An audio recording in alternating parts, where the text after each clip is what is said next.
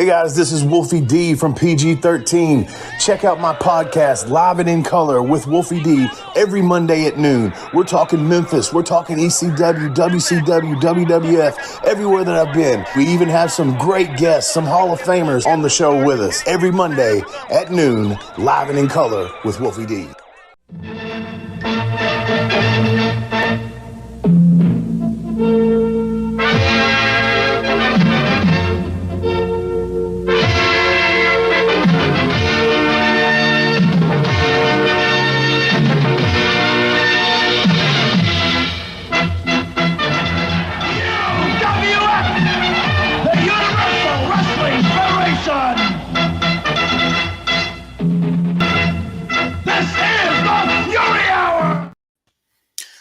Hey everybody, King of all Wrestle Media, Gene Jackson here, joined once again by my good buddy Bob Anderson. And if you made it through episode 1 of the Fury Hour and then watched the Fury Cast and you're back for episode 2, thank you. We appreciate it. You're a warrior, and we hope to make it worth your while to have some fun talking about good old Herb Abrams UWF. A big main event coming up. I don't want to skip ahead, but it's going to be pretty hard to outdo Portland's own Billy Jack Haynes taking on Colonel DeBeers from South Africa. I don't know. It's going to be a wild one. But as we ease into the Fury Hour, when Herb Abrams and Bruno Sammartino came on our screen, the first thing out of Herb Abrams' mouth was, there's only 2 words to describe last week's episode, Bruno, wild and woolly. If you had to pick 2 words to describe last week's episode, Bob, what would they be? Would it be wild and woolly or suicide and inducing? And Bruno, his 2 words were absolutely great. It was an absolutely great show, a lot of action. So Bruno's credibility was here when we started. It's inched down to here. We'll see where it ends up by the time this series is over with.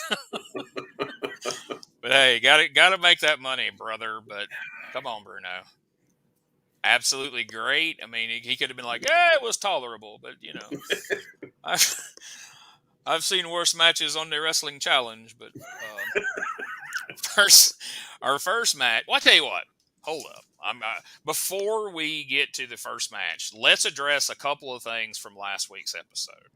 First being, we referred to the fact that Dangerous Dan Spivey of Skyscraper fame, of one half of the U.S. Express with Mike Rotundo in the WWF fame, All Japan Pro Wrestling often teaming with Stan the Lariat Hansen fame, and way further down the road, Waylon Mercy, infamy.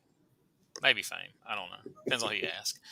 But here he is in all his glory, coming to the ring, looking like he came straight out of Brutus Beefcake's closet. Well, I guess that don't sound right. Looking like Rob Brutus Beefcake. I'm not implying that Brutus Beefcake's in the closet. I don't believe Linda Hogan's, accusations against him and the Hulkster brother. I just don't believe it. But there he is. Look at him. He's got the zebra tights on. He's got leather, what do you call them, tassels down the side. He's got big red, very red boots. So that happened. And before we move on to our opening match, you was quite enthralled of all the things on the show last week besides David Sammartino and Cactus Jack. You were most enthralled about a promo from Dr. Death Steve Williams. So we're going to lead off. We're going to show you that full 53 seconds of Dr. Death goodness, and you can decide, folks, is this an all-natural promo or was there a little help? Let's take a look. Whoa, the world's turning! The yin's up! The stock's up! And you know what else is up?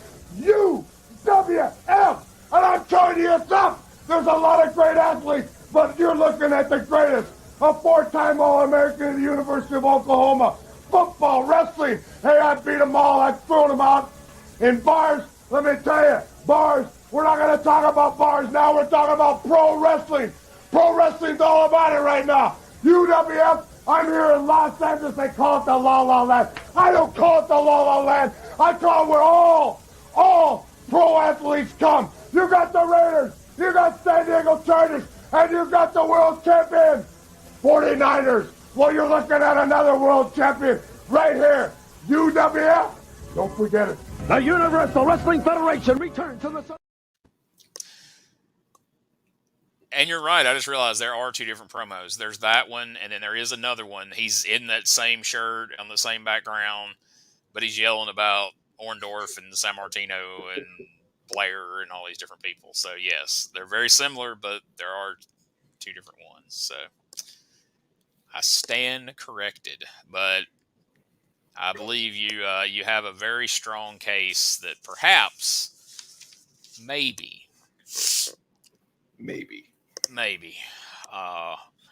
But anyway, moving on to the opening match of this week's Fury Hour. The unpredictable Cactus Jack takes on Davey Meltzer, a.k.a. Adam Michaels. And, Cactus Jack's matches seem to stand out on here as being, some of the better stuff that we see. It was said in the book that Bill Anderson said that Herb Abrams asked him to bring the worst wrestler from his school, and he was going to make him Davey Meltzer. And so Bill Anderson deemed Adam Michaels the worst wrestler from his school. And as these matches continue to unfold, that's probably accurate, because holy cow, there's some rough spots in this match. Cactus tries to do the spot where he shoots the guy in the corner, and he hits the ropes, and they come out of the corner, and he does the bulldog, or not really even a bulldog, but just runs their head into the mat. And I guess that guy's never seen that spot before. He took one step out and stopped. So Cactus had to take a couple steps back, grab him, and bring him with him. And that just stood out like a sore thumb. That was literally my only note for the match was, holy shit, that jobber fucked up the corner whip bulldog. The other one was, really, I don't know if you noticed it, he threw the worst drop kick I think I've ever seen in my life at one point in that match. Must have missed that. Yeah, it was terrible. But anyway, Cactus hits him with the elbow to the floor and then picks him up, throws him in the ring, and pins him.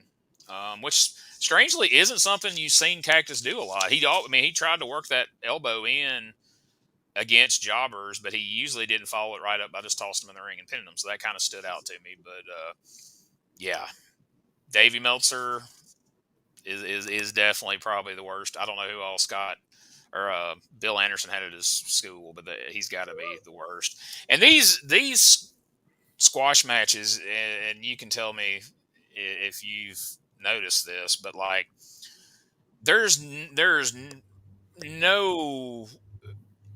nothing competitive about them. They are like punching bags that are able to just stand back up. It's just an exhibition of moves for the most part. And that's kind of what makes some of this repetitive, because most of these guys have their handful of moves that they do. And so you're just kind of seeing them week in and week out.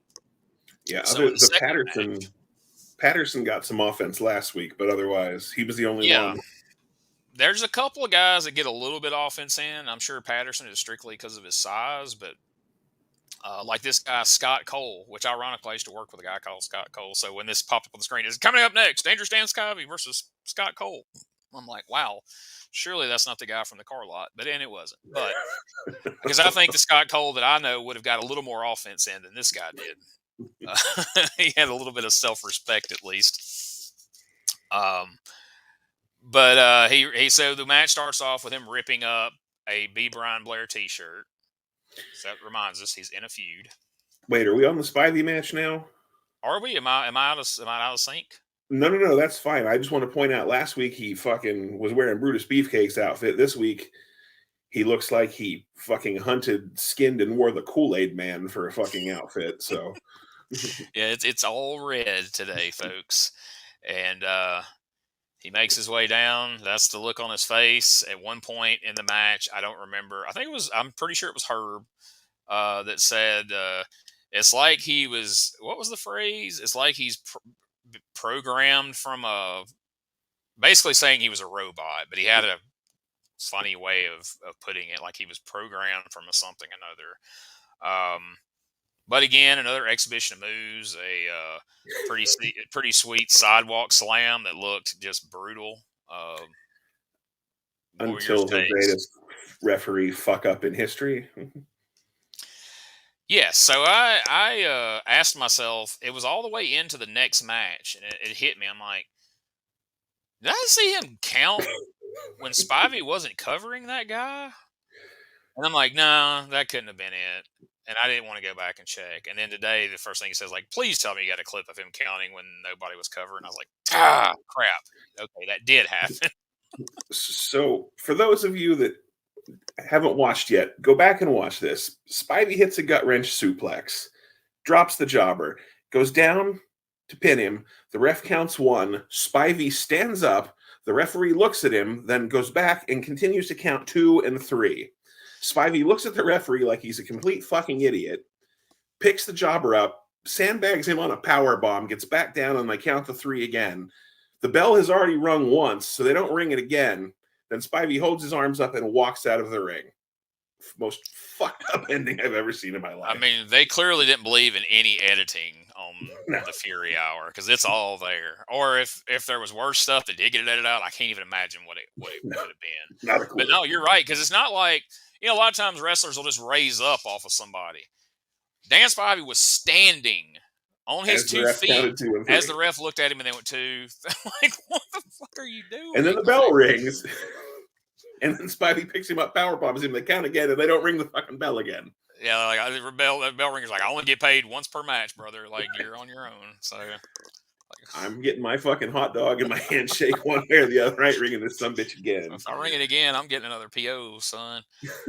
So moving right along, the next match is Mr. Wonderful Paul Orndorff taking on the Black Knight, wearing a red mask. Wearing a very red mask. And I don't think Herb likes the Black Knight because he wasn't real. He makes mention of him needing to spend more time in the gym and things like that. And then he pulled off this move. Take a look as our friend the Black Knight attempts a sunset flip over the ropes. Much of size, you can look at the difference in size here, but look at who's in better condition. Look at Orndorff's body and look at sunset flip now. He went for a sunset flip and he missed. He missed. Now what's he going to do? I think you want to get him for a backbreaker. You can even hear the laughter in Bruno's voice.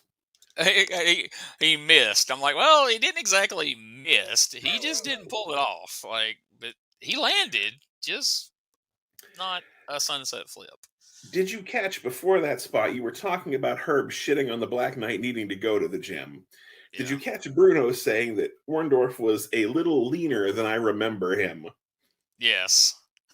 So did Bruno just insinuate that Orndorff's cycling off the steroids? I mean, it seemed to be, which is kind of funny because Bruno seems to be going out of his way to not insult anybody, especially because of the shit Herb's saying. But yeah, that right there was like, well, Bruno, take it easy. I know Bruno was like very anti fucking Hogan and the steroid guys. So that's true. I mean, he did episodes of Donahue griping about steroids, so that could have been a little shot at Mr. Wonderful there. And then, of course, the exact quote was, he's a lot leaner than I remember him. I was like, oh, shit. And then Herb, trying to think of something clever to say to put Orndorff over, says, Orndorff has total concentration. It's like, what does that even mean? Like, once again, we see the greatest pile driver in the business puts another one away, and Mr. Wonderful is victorious over the Black Knight. The Knight's probably lucky Orndorff didn't beat the shit out of him on that sunset flip. But oh, yeah, because when that happened, I was like, all right, this is fixing to turn around, and Orndorff is just fixing to beat the hell out of him, and we're going to go straight to a pile driver. But no, he endured because, like I say, these matches are all, even for squash matches, are super freaking long, so we've got a lot of time to kill here. We don't want to put extra work on the main event, so we got to make sure all these squashes go the distance. So next we're about to go to the break, and so before you get to the commercial, which if you're watching the ones that we put out, I've edited out all the commercials, and there's a couple little snippets that sneak in from time to time. But I'm leaving in some of the UWF commercials. I'm cutting them out, or you would see that Brian Blair t-shirt commercial like 5 times every episode, and it wears thin pretty quick. But watch this one we're about to show. This little series right here, you're going to see a Captain Lou promo, a Billy Jack Haynes promo, and I want to know if you catch something odd about Billy Jack Haynes' promo here that he repeats later on down the line. And we'll hear B. Brian Blair peddling the t-shirts at least once. We got to at least show it once on the podcast, and then we'll move past it. But see if you can catch Captain Lou reading cue cards for Feats, Fist, and Fury. He's very subtle about it, but if you have an eagle eye, you may just catch it. Hey out there, wrestling fans, I'm Captain Lou Albano, and I've been involved in professional wrestling for well over 30 years. And I'm going to tell you where you can find the best in professional wrestling. That's the UWF. And where do you find that? On Feet, Fist, and Fury. Only on Sports Channel America. Woo! I feel so good, so proud, so fine, and so elated. Captain Lou, baby, and I'm talking to you. Woo! See? You know, I'm in the best shape of my life right now, and I gotta be. I've wrestled all over the world, all over the globe. But now I come to the UWF, the Universal Wrestling Federation. I still love you, little kid, but Billy Jack Haynes goes in that ring to win. And I know the toughest competition is here in the UWF, so no matter what goes down, the full Nelson's ready, and I come in that ring to do one thing, and to fight and win.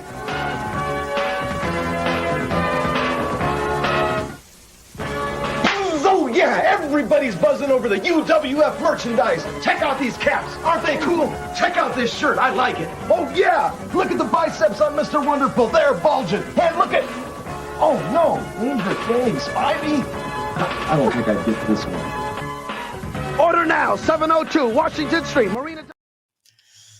Okay, so the things that stand out to me are, one, Captain Lou sounded like Ric Flair on his deathbed with emphysema. Woo! Woo! Well, he was fucking blown up. What do you want? Oh, yeah. I mean, he said 4 lines. Well, sure, he did more than 4 lines before he said his 4 lines. Did anything stand out to you about Billy Jack's promo? He loves them little kids. Okay. Well, besides that, we established that last week, that he still loves little kids. And he's in the best shape of his life. There's another thing. Well, yeah. The thing that caught my attention, he's here to do one thing. That's fight and win. It's 2 things. Okay.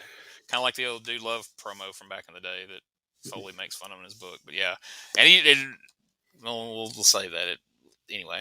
And then that B. Brian Blair merch commercial, which they eventually do another one. It's almost exactly the same, but it's a little different.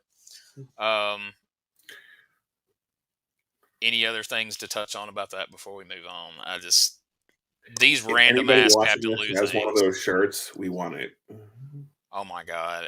If I could get one of those Spivey shirts, even the Blair or the Mr. Wonderful, who looks like... That Wonderful shirt is terrible. It is, but it's the closest he's ever come to looking like that LJN figure that looked like a Mr. Universe. That's true. Hulk Hogan's arms were this big around on his LJN doll. He looked anorexic. He looked worse than Hulk Hogan when he got off the steroids in 1994 or 1993 when he went to New Japan. Meanwhile, the Orndorff figure stands a foot taller in as far as how it looks and scaled, and he's just ripped more. I mean, he was ripped more than Warrior or Kerry Von Erich on that action figure. Like, he had to have loved that because he looked like the most ripped dude to ever set foot in a wrestling ring on that doll. It's tremendous. So next match is our friend from earlier in the promo, Dr. Death Steve Williams. Now, he is going to make a liar out of me because I said earlier that these guys kind of have their certain moveset and all the matches kind of look the same. But Dr. Death threw us some curves in this match. Do you want to comment it before we see it or after we see it? Before. I had a problem with this match. Okay.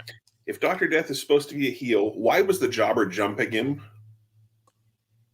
Like, he's supposed to be your top heel, and the fucking jobber, using Herb from last week, Pearl Harbored him. In fairness to Herb, though, like, that was regular vernacular for Gorilla Monsoon. Like, I know. Pearl Harbor job coming up here from, but I mean, it usually wasn't an Asian person doing it when he said it. But And then furthermore, Bruno advocates it, and he's supposed to be the babyface announcer. Like, we know this whole show's a shit show, but it didn't make sense to me. Like, Doc's the bad guy. Why is he getting beaten on from behind by jobbers? And why, of all people, is Bruno going, oh, that's probably the only way he's going to win, which may be true, but still. yeah, like, that's one of my big issues with this show. And we're going to go a little more into this in the main event. But, like, in the 80s and 90s, even when the wrestling end of things wasn't always great on things like this, the psychology, at least the booking and the psychology, was usually pretty solid. They tried to make it make sense, like, say, from a psychology standpoint. And like you said, having the jobber jump the guy you're trying to make be the lead heel made no sense. I mean, obviously he failed miserably at it, right. But still, you feel like anything Dr. Death does from this point is justified because this asshole jumped him at the bell. But we're going to take a look at these 3 quick highlights from this match, and then we'll comment it on the other side. Wow! I was going to say it was a pretty good move of him hooking the foot, but here comes, there's no question about it's a rule break and all, but this guy knows his wrestling inside out. Oh. Wow, what a move! What a move by Dr. Death fans! But you know what? He overdove. He went too high. He didn't mean to fly out of the ring like he did. I think it's when he did that flying body, he just went way over, and I think he lost his time and he went over. But he caught himself as he went over the top rope, so he didn't take a bad fall. But a man that size to land on his feet, overgoing the rope, was a great move on his part. He's going to jump off the top turnbuckle here now. Body press. 1, 2. Pick them up. Now you know with that flying body press. So I've watched Dr. Death matches since back in retroactively in the early Mid-South days, when he was just starting out. I've never really seen him do an enziguri. I've certainly never seen him do a crossbody off the top rope. But the thing that stands out to me is funny is, like, he does that deal in the corner. And yeah, anybody that knows anything, like, no, clearly he didn't mean to flip over like that. But it worked out great. He landed on his feet and he automatically went into the pose. And so Herb, who I'm assuming this is only his 3rd set of TV tapings, or 3rd show that he's ever called in his life, was like, oh, great move by Dr. Death there. He lands on his feet. And then Bruno immediately shits on, like, he overshot that. He didn't mean to go over the top rope. He's lucky he landed on his feet. And then Herb's like, well, yeah, but for a guy that size, it's still pretty impressive. He landed on his feet. Like, just killed his enthusiasm there. But, so yeah, I just thought it kind of stood out because, like I said, like, man, these matches are like paint by numbers. Like, what guy's going to do. Like, if you watch 10 of those spivey squashes, they're all going to look just like that one, except the referee counting when nobody's covering. Hopefully that would be a one-off. That wouldn't be a running thing in spivey matches. But this one definitely kept me on my toes. I wasn't expecting to see any of that. But, of course, we'd eventually get around to the, stampede, slam them in the turnbuckles 2 times, and slam the shit out of them. And, by the way, that looks like that absolutely sucked to get rammed. He runs in there at a pretty good clip and just, bam, like, rams them into both turnbuckles. I know that had to suck. I would have hated that. But maybe we'll see Lucha Doc return. Oh, Stevie the Dragon Steamboat there whipping out the crossbody. Muerte Medico will return later. And so then we had a DeBeers promo. We're talking about respect. We're talking about Nelson Mandela.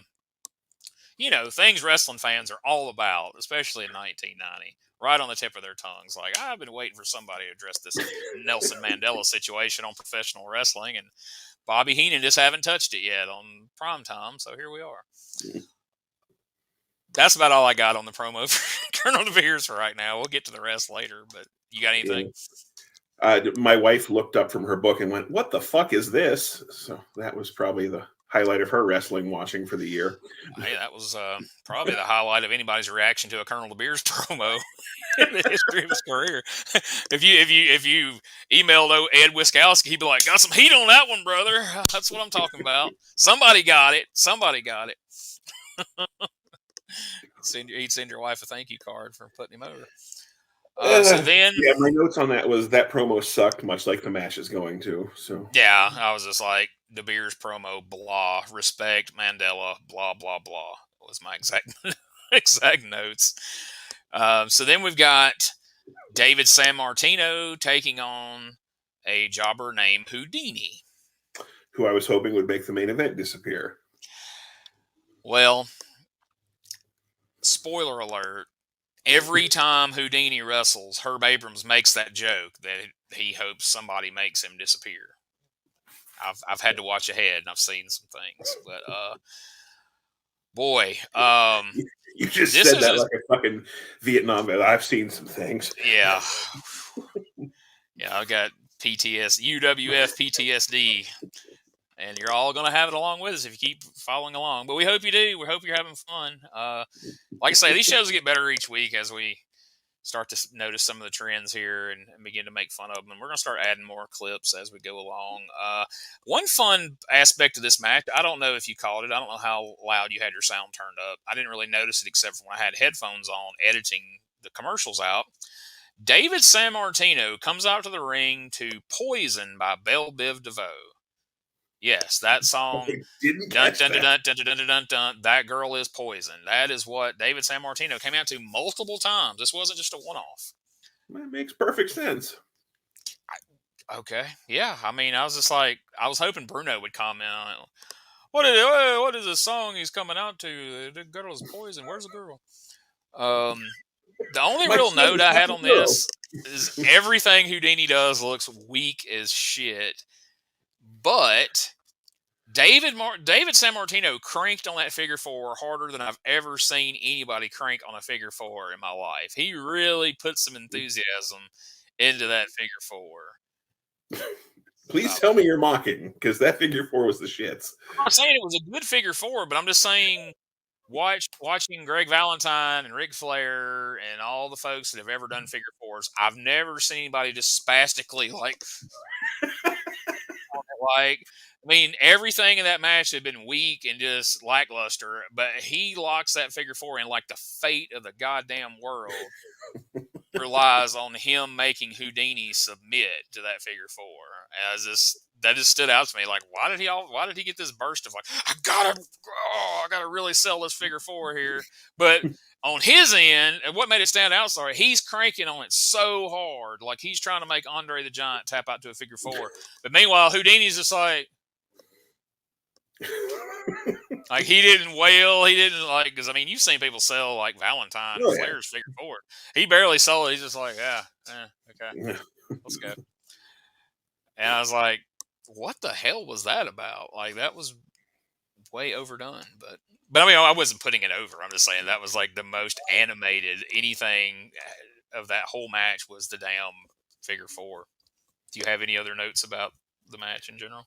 Or David Sammartino? Sure don't. So what have we learned so far, fans? David Sammartino can have a decent match if it's against Cactus Jack. Against other people, not so much. So next we go to Captain Lou's Corner with Dangerous Dan Spivey. Looked like Albano was on downers for this interview. It was so weird. All of them are just so weird. The great thing, and this isn't through editing, we go from Captain's Corner with Dangerous Dan Spivey immediately to what? A fucking promo from Dangerous Dan Spivey. Because, wait a minute. We got to go back to Captain's Corner. Because Spivey's back in the Beefcake collection. Yeah. And he's fucking channeling Hogan in this promo. Like, he's like, whoa, and including my favorite line, which I'm going to have to read this, so forgive me for looking at my notes like I'm Albano from the earlier promo.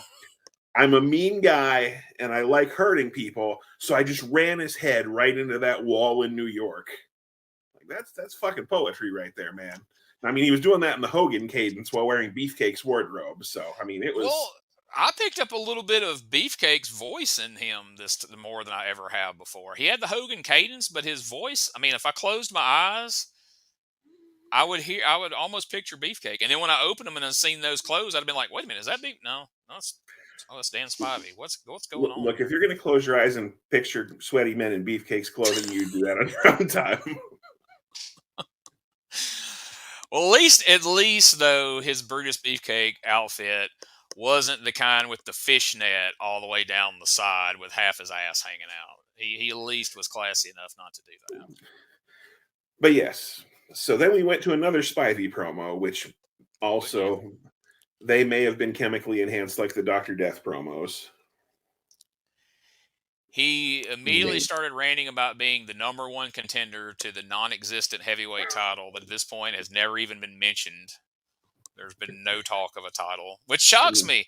That and that promo made me think that because my wife was actually in the room when I watched through this the first time. I wasn't really making notes. I was just kind of some of these I see more than once. I'm ashamed to admit because I just kind of speed through them and then later I go back and make notes. But when he said that, I said, they haven't mentioned a title. But I'm like, but usually these marked promoter types, like their main objective right out of the gate is to have a big fancy belt and crown a champion coming right out of the gate. So I'm kind of shocked that it took nearly a year or at least 8 or 9 months to crown a champion.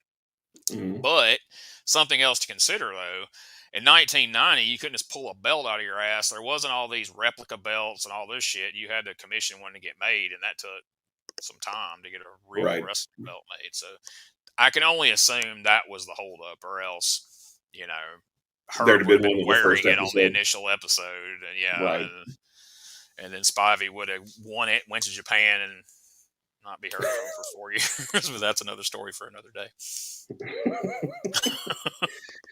Oh God! Now this. Now, once we double down on Spivey promos, and we're all jazzed up from the natural enthusiasm and charisma of Dangerous Dan Spivey, we go to Chief Jay Strongbow in a promo. Now, I've done some.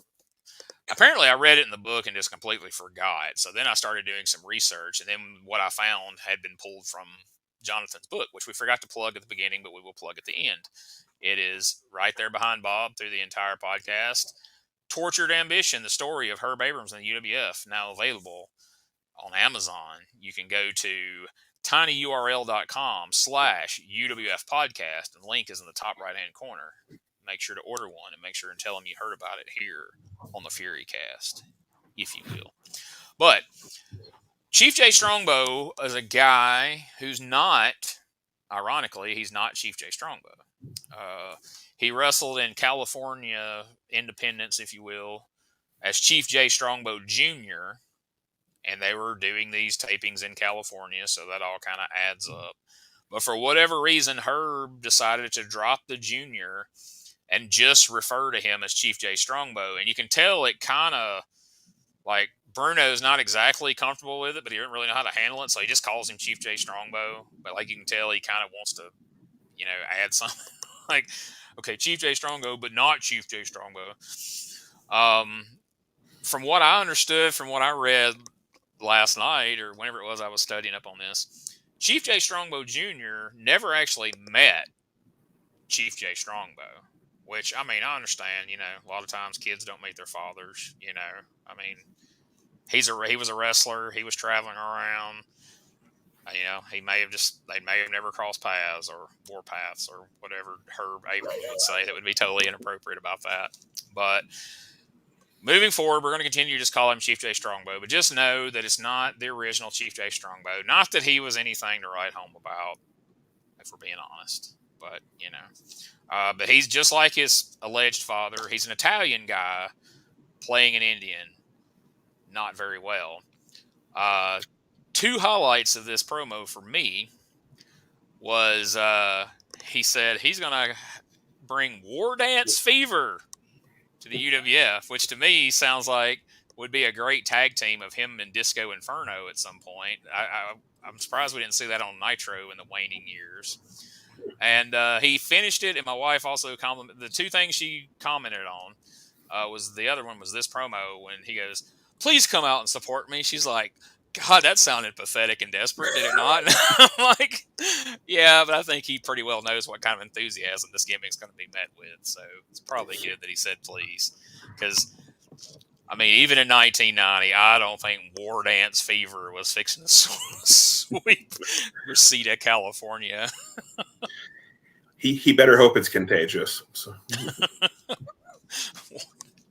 That's just I'm sorry. That's funny though. I wish like Herb would have got like T-shirts made like and Blair would have been like, "Mr. Wonderful, B. Brian Blair, Dan Spivey. And the brand new Chief J Strongbow War Dance Fever T-shirt." Like, because if Blair could have said that with any enthusiasm, buzz, and said that with enthusiasm, like that guy is. They need to put him on the shopping network right now because that's money. I can only assume his wrestling will be better than his promo. Ooh, well, that's a big leap you're making. But then again, when the promo's that bad, you have to think, well. You know, they're putting him on television. Surely to God, he can wrestle better than that promo was. But I'm going to be wrong. We'll see, because he'll be in action coming up real soon. I don't remember if it's episode 3 or episode 4, but he will be in the ring very soon. So now we go to B. Brian Blair taking on Tim Spitball Patterson. And another interesting note, don't know if you caught this, but B. Brian Blair comes out to "You Shook Me All Night Long" by AC/DC. Because that makes perfect sense. Yeah, why would he not, honestly? All right, there's a few things to talk about in this match, but let's just address the elephant in the room right out of the gate, though. Did you catch Herb's explanation for why Spitball Patterson is called Spitball Patterson? If I did, I've forgotten, so I'll let you take that one. All right. I'll be Herb Abrams, you be Bruno. And all you have to do is say why. Hey, Bruno, you know why they call Spitball Patterson Spitball? No, why? He spits a lot.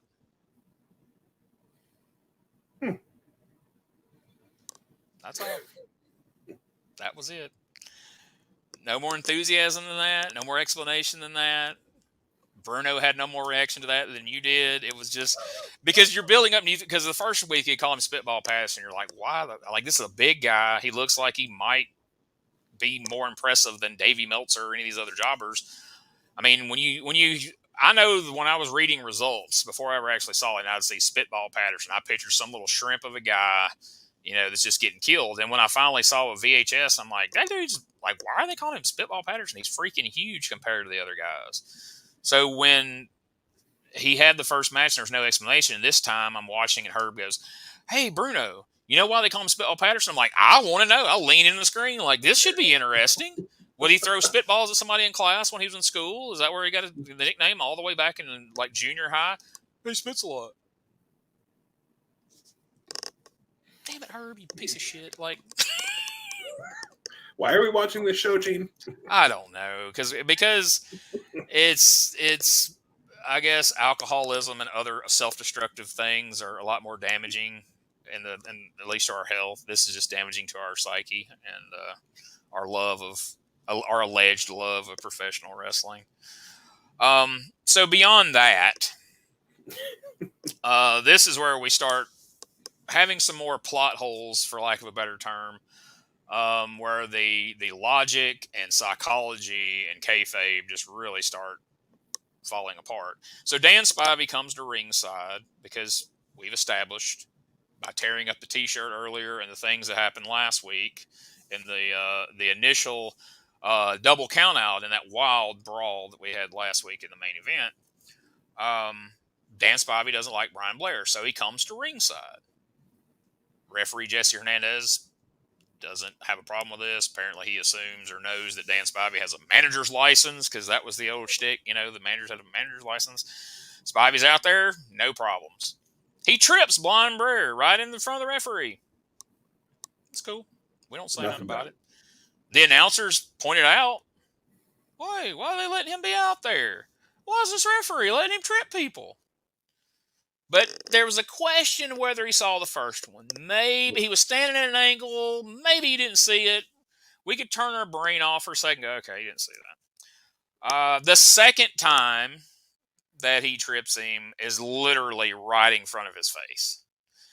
As the fans are chanting, Spivey, Spivey, Spivey. Bruno deducts that maybe they're chanting Spivey because they hate him and they just want to annoy him. Maybe it'll get on his nerves. Maybe. So they repeat the Cactus Bulldog spot, and Blair and Spitball Patterson get it right. So there's a thumbs up for old Spitball.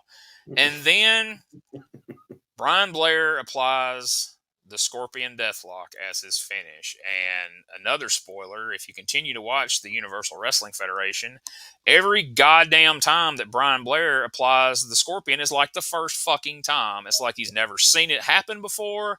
It's like it's like improv comedy. Like somebody in the fan goes, Scorpion! And he puts his leg there. He's like, wait, how you do this again? Like it goes this, no, this, okay.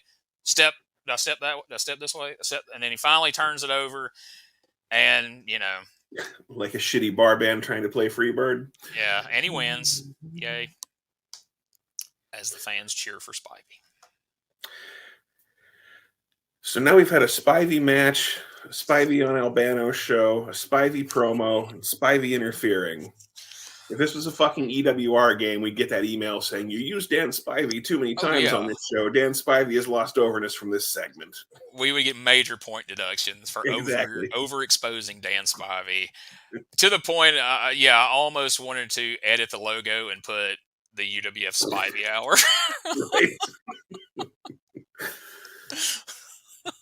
Jesus.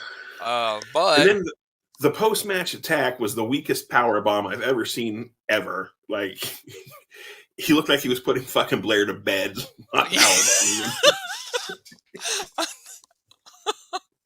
Yes, like it's almost like I imagine him saying he was sorry on the way down. Like, oh, I'm sorry, buddy. Okay. Oh, yeah. Are you all right? Was that all right? Was that okay? You're not hurt, are you? Okay, all right, no problem. In retrospect, it's probably good that we got all this extra Spivey.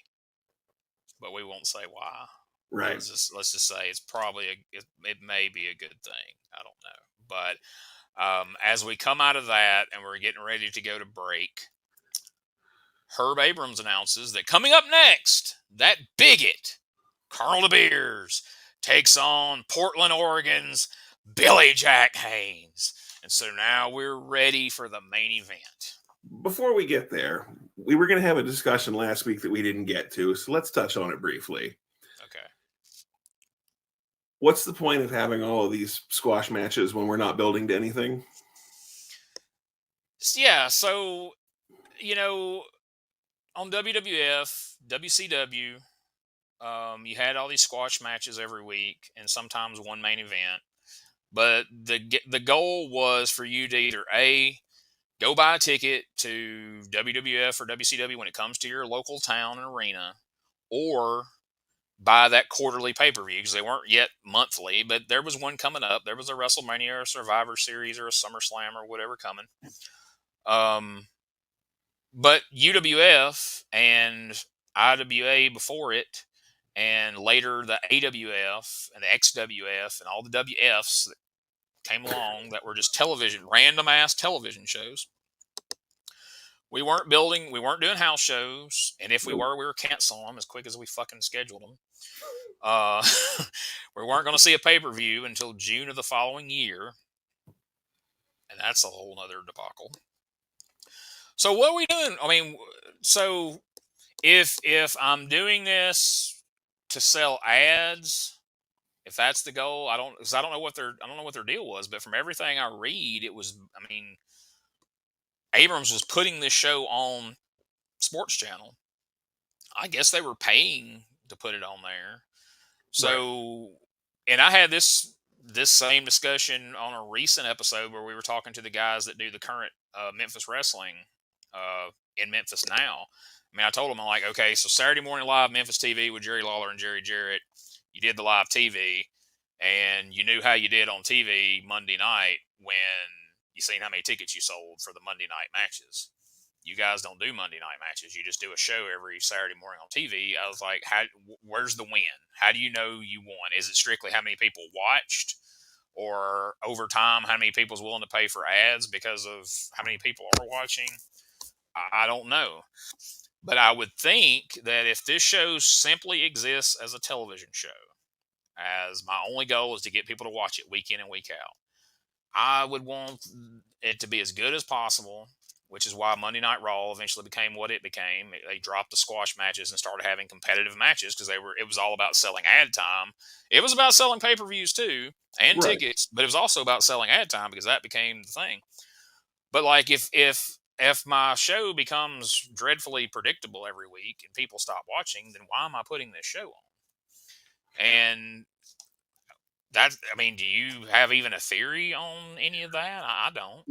I can even understand having, if you bring in, like if this is Dr. Death's first week, sure, give him a squash guy so he can go in there and show everybody what he can do. Hell, even if you want to build somebody up for a couple weeks, bring in squash guys, have them kill them.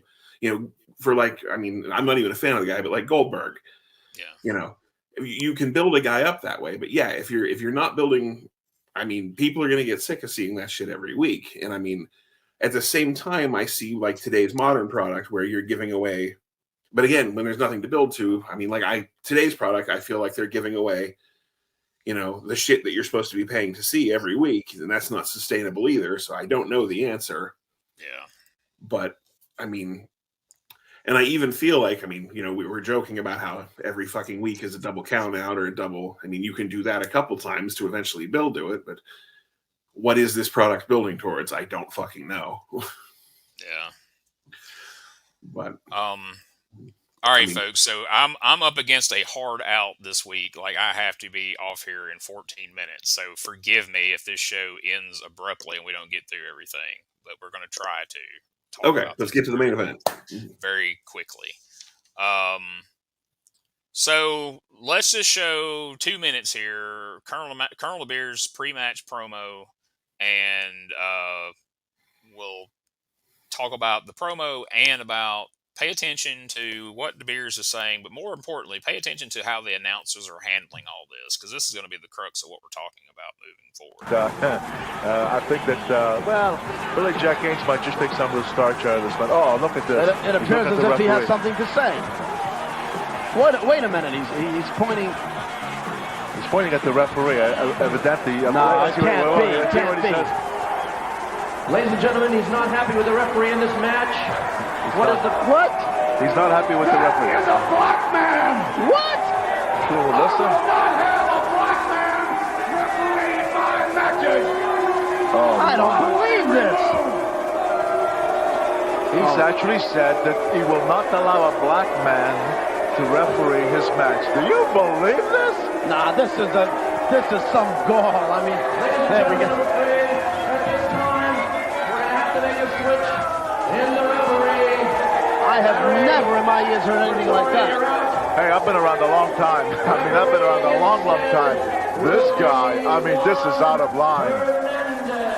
This is absolutely out of line. And what right does the ring announcer have to bring in a new referee? I don't understand that. Wait. What am I missing here? You mean they're going to change referees? I would hope not. The ring announcer has just made an announcement that they're bringing in a new referee. No. This is wrong. Why should he have his way here? This is absolutely wrong. No. What is this? Oh, maybe somebody from the audience. Now, this is absolutely. You do not let him have his way. Who is he? Who is he to dictate who referees and who doesn't? These are. Oh, no. Well, we see this man's prejudice come out right here on national television. It does not matter.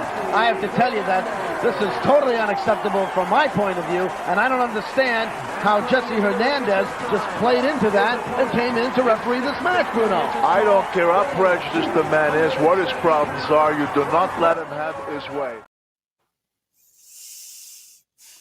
Okay. Welcome back to 1990.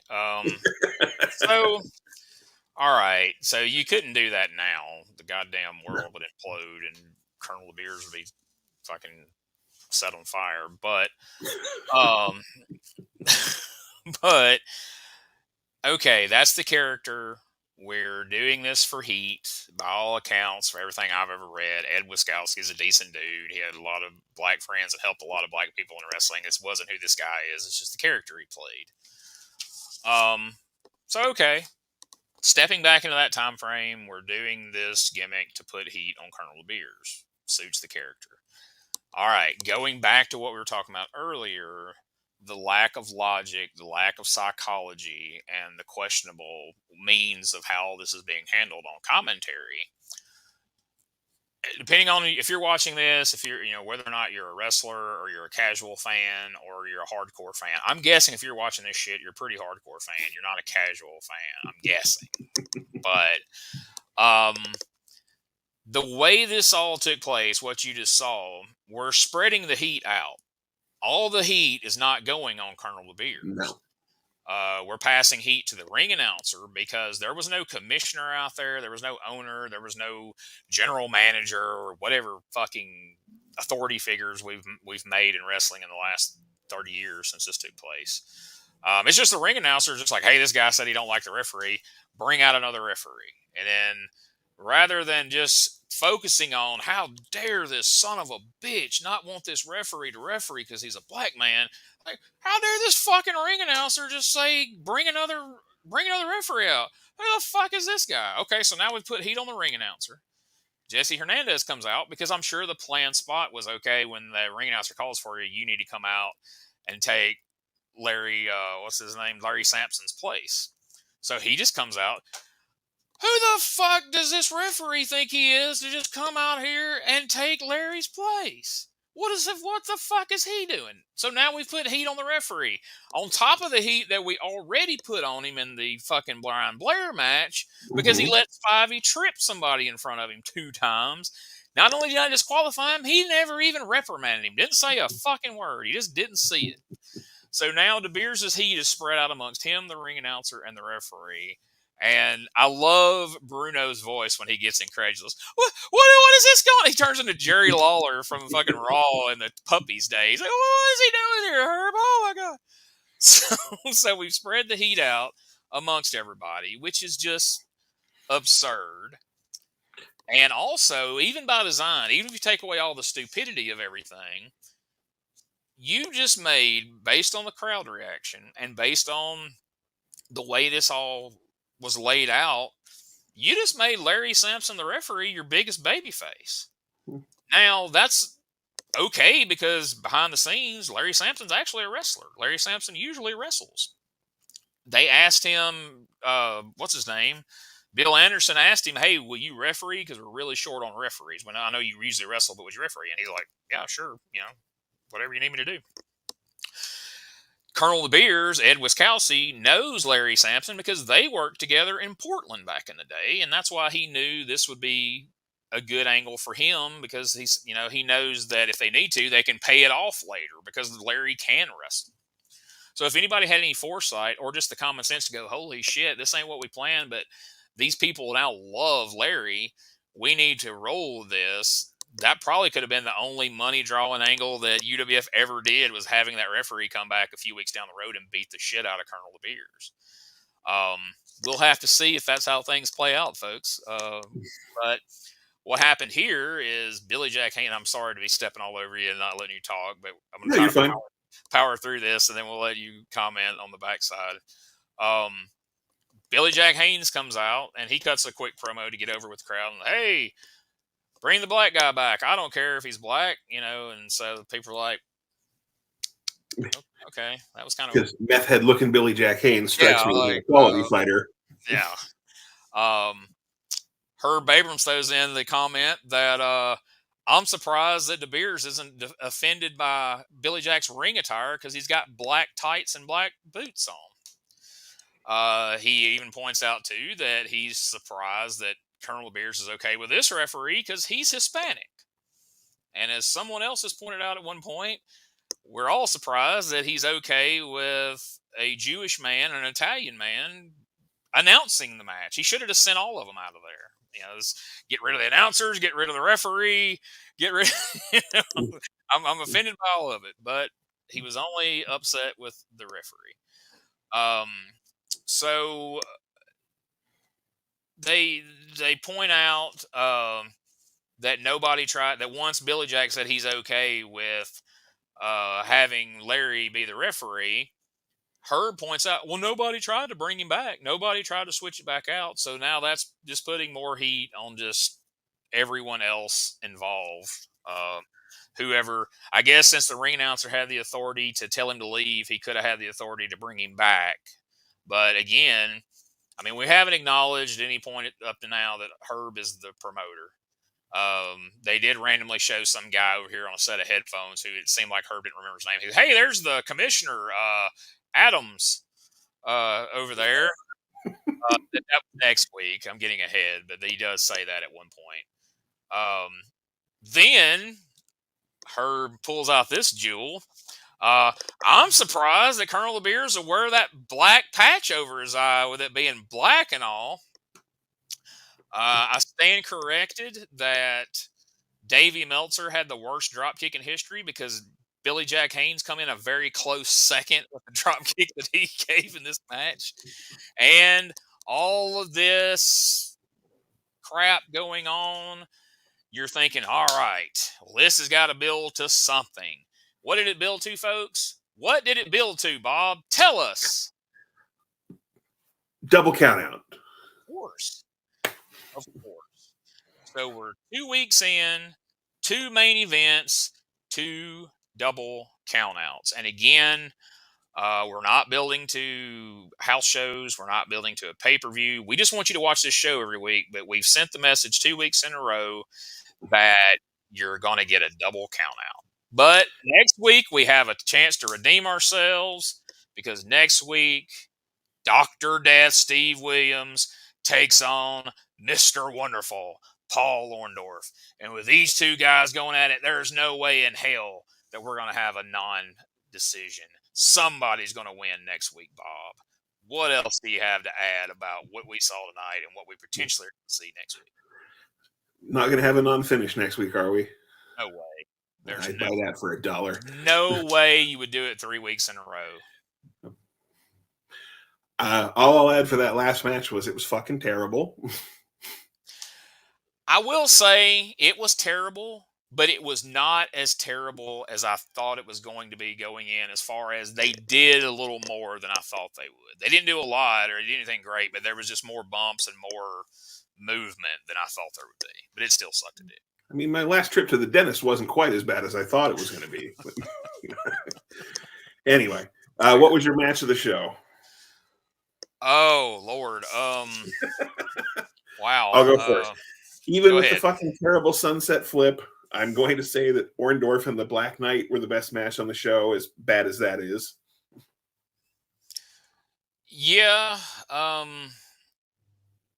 I guess I have to agree. Like, I would almost say, since they pulled off the Bulldog out of the corner, that Brian Blair and Spitball Patterson had a pretty decent match, but with all the fuckery of Spivey interfering and the referee not acknowledging it, and then Brian Blair doing his first ever Scorpion for the finish, looking awkward as fuck. I can't vote for that. So, but I'm not going to steal your answer 2 weeks in a row. So I'm going to have to say, the highlight of the show has to be back-to-back Dan Spivey promos with Captain Lou's Corner and just. Oh, we did forget to mention after the main event there is another coked up Dr. Death promo. Oh yeah, how could we forget? Because you got to send everybody home happy. I mean, and it was my highlight of the week again. We're a little chapped about the finish, but hey, we get to see coked out Dr. Death again, and it was quite fantastic again. And we know next week we're going to get to see him take on Mr. Wonderful Paul Orndorff to pay off all this friction they've had, and we know that there's going to be a winner. We just can't wait to see who it's going to be. Who do you think it's going to be? Who do you think will win? And I pick Orndorff. I pick Dr. Death.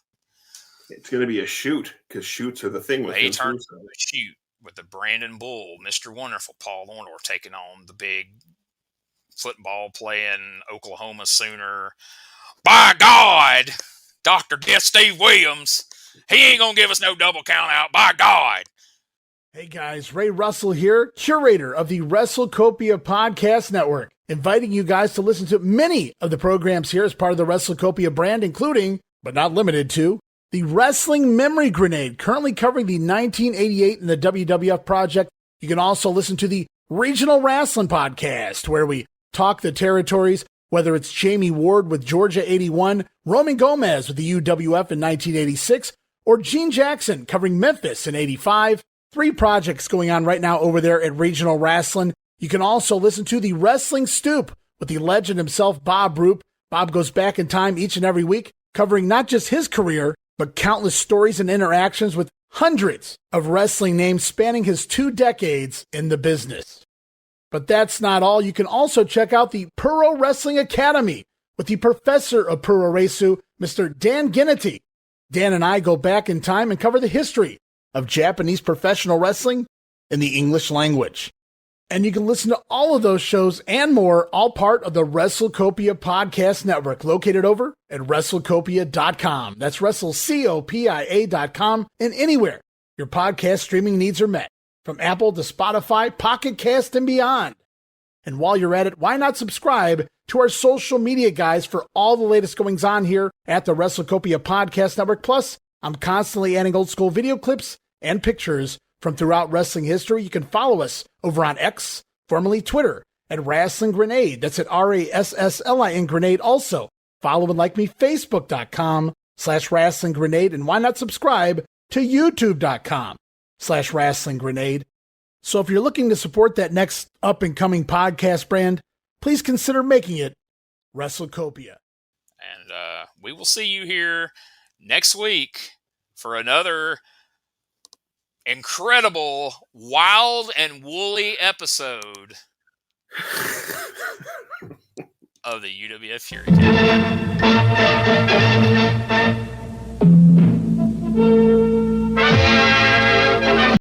This is Wrestling Nostalgia, the podcast that dives into wrestling history.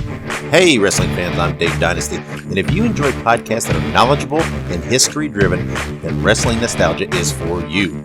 With great guests and fun interviews, there are over 200 episodes in our archives. We chat with several first-time guests and often cover topics not discussed on other podcasts. Look up Wrestling Nostalgia on your favorite podcast platform and visit all of our links at linktree/WrestlePod. That is linktr.ee/RASSLEPOD. And remember, wherever you go, whatever you do, be good, be safe, and keep on growing.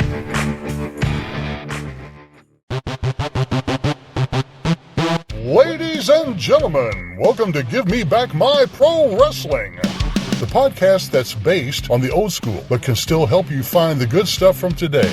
Jimmy Street and the Plastic Sheik, Jared, are the undisputed tag team champions of the wrestling podcast world. From thought-provoking topics to superstar interviews to action figure expertise. This team does it all, and all they ask is, give me back my pro wrestling!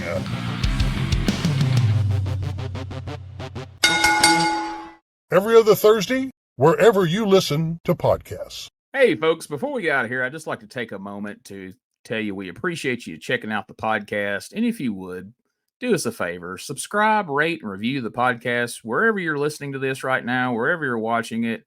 If you'll just take a moment to either subscribe, to rate, and review, let us know what you think.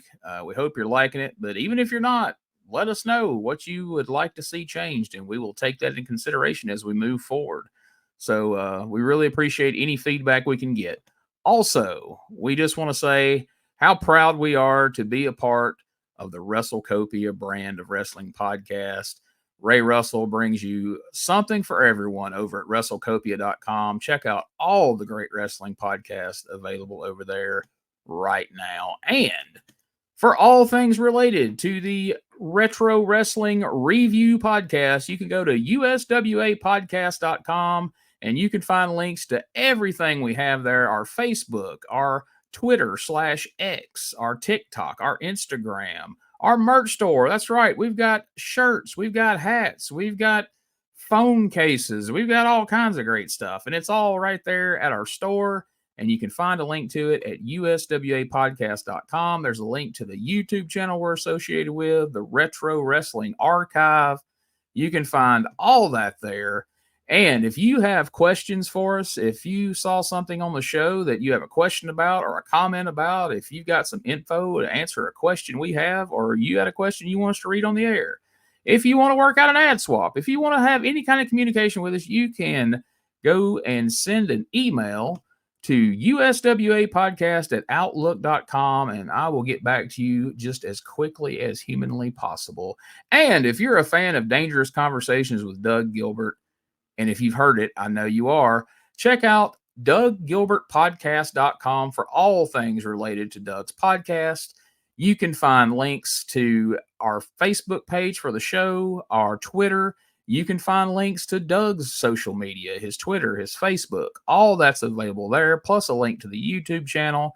And if you have a question for Doug you would like for me to ask him on the air, you can send that question to DougGilbertPodcast@outlook.com, and we will get it added and it will get answered in a future episode just as quickly as we can work it in. So we appreciate you listening. Thank you so much. And we'll catch you here next week for more